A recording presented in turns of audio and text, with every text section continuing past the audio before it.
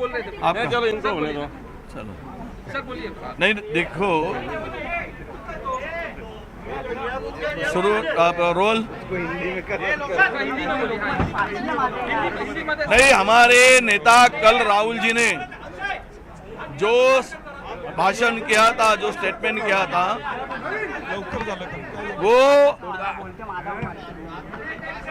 संविधान को लेकर, हमारा संविधान सबको समानता की दिशा देता है, समानता उसमें है, संविधान से देश में समानता लाती है। और मनुस्मृति ये विषमता और देश बांटने का काम, धर्मों को लड़ाने का काम करती है, वहां पे महिलाओं का अपमान भी करती है। राहुल जी ने यही कहा था कल कि हिंदू संस्कृति में, हिंदू धर्म ने कभी किसी के खिलाफ हिंसा या किसी धर्म के खिलाफ लड़ना, ये हिंदू धर्म में नहीं है, संस्कृति में नहीं है। ये केवल भाजपा और आरएसएस की नीति है, यह स्पष्ट रूप से उन्होंने कहा है। हमारे धर्म के बारे में उन्होंने एक शब्द भी नहीं कहा, धर्म के बारे में अच्छा कहा। जो हमारे संस्कृति ने, हम हिंदू है, हमारे संस्कार जो है, किसी एक दूसरे के ऊपर गलत तरीके से आरोप करना, गलत तरीके से किसी धर्म को नीचे दिखाना, यह धर्म के खिलाफ है, ये बताया। तो इसके खिलाफ भाजपा की अंगार हुई, क्योंकि ये आरएसएस ये यही चाहता है कि हर धर्म को एक के दूसरे के खिलाफ लड़ाओ और अपनी रोटी सेको। कोई हिंदू धर्म या भाजपा के ये कोई भाजपा के मसीहा, भाजपा मसीहा हिंदू धर्म का या ठेकेदार है या इनके बाप का है भाजपा का हिंदू धर्म। ये केवल हिंदू को वोट पाने के लिए हिंदू को गुमराह करने का काम करते हैं। और जो राहुल जी ने कहा है वो सही कहा है। इसलिए आज यहाँ पे मनुस्मृति नहीं चलेगी, यहाँ देश पे संविधान चलेगा। और हम लोग संविधान ये सबकी रक्षा करता है, हर धर्म की, हर पंथ की, हर इंसान की रक्षा करने का काम संविधान करता है। हम संविधान बचाने का काम करेंगे। चल कल वो भिड़े ने जो कहा, ये समस्त इस देश के शहीदों का अपमान उन्होंने किया।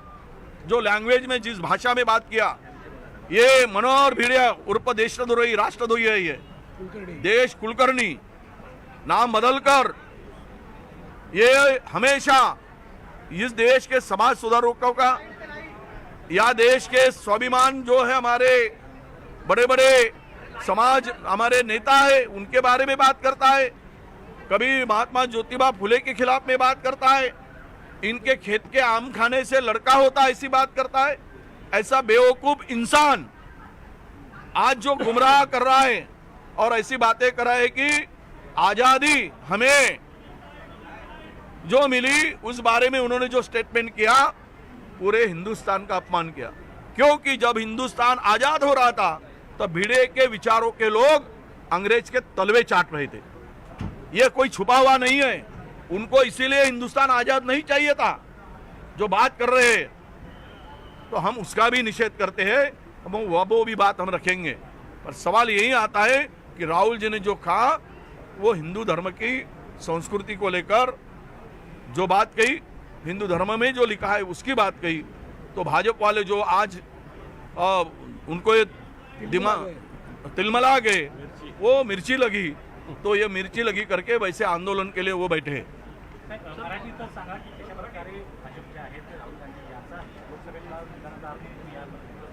आणि खरं म्हणजे लोकसभेचा विषय विधानसभेत येता कामा नये। काल जे लाडनी सांगितलं विधान परिषदेमध्ये, संकेत आहेत की कुठलीही घटना केंद्राशी संबंधित असेल तर ती विधानसभेमध्ये, विधान परिषदेमध्ये राज्याच्या ह्याच्यात त्याला उल्लेख करता येत नाही, काढता येत नाही, तिथल्या भाषणाचा उल्लेख करता येत नाही। मग कशाला केले ते लाडनी?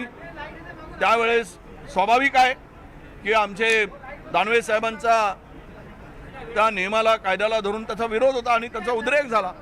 पण विषय असा आहे की राहुलजींनी काल जे स्टेटमेंट केलं ते हिंदू धर्माच्या एकूण जे संस्कार आहेत, संस्कृती आहे, हिंदू धर्म कधी मतभेद, विष किंवा तेढ निर्माण करण्याचं, हिंसा निर्माण करण्याचं काम हिंदू धर्मात कधी शिकवलेलं नाही. हिंदू धर्म हा सहिष्णुता आहे, शिकवते आहे. एकमेकांचा आदर सन्मान करणं हे हिंदू धर्मामध्ये आहे. तेच बोललेत राहुलजी. त्यावर एवढा मोठा बोंबाबोंब करण्याचे कारण ते बोलत असताना हेच सांगितलं की भाजप काही हा हिंदू धर्माचा ठेकेदार नाही. भाजप म्हणजे हिंदू नाही समस्त देशातील. भाजप म्हणजे हिंदू धर्माचा एकमेव रक्षक अशा आविर्भावात वागतो आणि लोकांमध्ये हिंसा घडवून, धर्म आणि जातीमध्ये भांडण लावून, दंगे घडवून स्वतःची पोळी शेकण्याचं काम जर करत असेल तर राहुल गांधीजी म्हटले सगळ्यात खरं तर संविधान हा आहे की संविधानाने सर्वांची रक्षा करण्याचं काम, सर्वांना सुरक्षा देण्याचं काम, सहिष्णुतेचं काम, समानतेचं काम संविधान करते आहे. हे विचार मांडत असताना त्यांना झोंबलं. राहुलजीने एकही शब्द हिंदू धर्माच्या विरुद्ध बोलले नाहीत. RSS आणि भाजपाच्या ठेकेदारी विरुद्ध बोलले. त्यामुळं आज त्यांना आग लागली, त्यांना झोंबलं, मिरची झोंबली आणि त्यामुळं ते अशा प्रकारचे नेरेटिव्ह सेट करण्याचं काम जे नेहमी करतात आणि बोट दुसऱ्याकडे दाखवतात, हेच काम त्यांनी केलं आहे. संविधानाच्या संदर्भात नेरेटिव्ह स्टेट केलं असं बोलत होते. त्यांच्या 6 खासदारांनी खुलेआम सांगितलं 400 पार होने दो, हम संविधान बदलेंगे, हे सांगितलं आहे. त्यामुळे लपून कुठे आहे, यांच्या पोटात काय आहे, ओठात काय आहे, हे मनुस्मृती, मनुवादी स्त्रियांच्या संदर्भात कशा अपमानजनक बोलतात. काल भिडेचं वाक्य ऐकलं आपण, नट्यांनी नटून वटसावित्रीला जाऊ नये, हा भिड्या सांगतो अर्धनग्न. हे जर चाललं आहे देशात तर कुठला अपमान आहे. त्यांनी सांगितलं, आता मी ते मानणार आहे खरं म्हणजे बाहेर मांडण्याच्या पूर्वी ते आम्ही हाऊसमध्ये मांडू आणि याचा जाब विचारू सरकार काय करतोय समस्त स्त्रियांचा अपमान करण्याचा. आज जर ही प्रथा बंद केली नसती सती जाण्याची तर मनोहर भिडेच्या कुटुंबातल्या महिला आतापर्यंत सती जात गेल्या असत्या. म्हणजे ज्या कुप्रथा आहेत त्या विरुद्ध समाज सुधारकांनी जे काही निर्णय घेतले त्या विरुद्ध हा आगपाकड करतोय आणि अनवॉन्टेड असं स्टेटमेंट हा नेहमी करत असतो भिडे. याच्यावर खऱ्या अर्थानं कारवाईची अपेक्षा आहे. ती कारवाई करावी अशी आम्ही राज्य सरकारला मागणी करणार आहोत. लाडली बहना योजनेमध्ये महिलांची आता हिंदू स्टेटमेंट लेके जिस तरह से राहुल गांधी का बयान आया